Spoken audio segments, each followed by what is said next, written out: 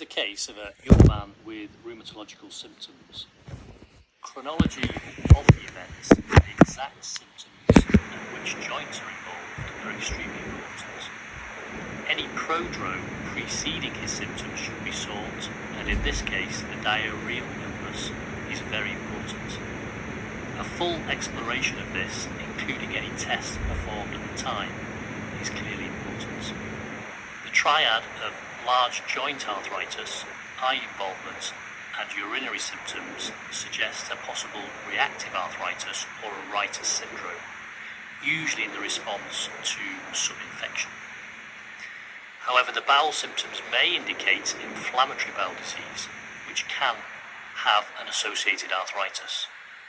His known skin condition of psoriasis could be important as a potential cause of his arthritis.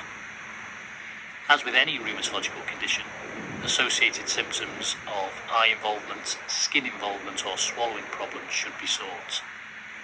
A sexual history is needed as a potential cause of reactive arthritis, and this should be sensitively ascertained with an introduction such as, "Do you mind if I ask you a very personal question?"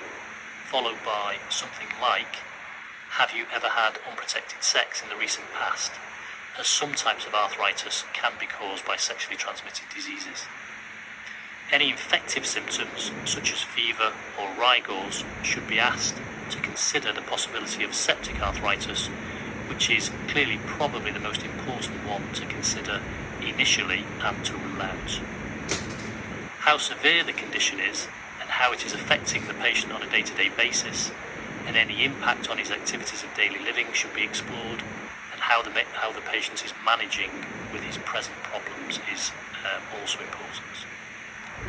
A family history of any associated conditions of arthritis, colitis, or ankylosing spondylitis should also be explored. Therefore, in this case, the differential diagnosis is between a reactive arthritis or a Writer's syndrome, inflammatory bowel disease or psoriatic arthritis, but as mentioned, septic arthritis needs to be excluded. Investigations include routine blood tests, inflammatory markers such as CRP, HLA-B27, blood cultures, and potentially a knee aspiration depending upon the amount of fluid.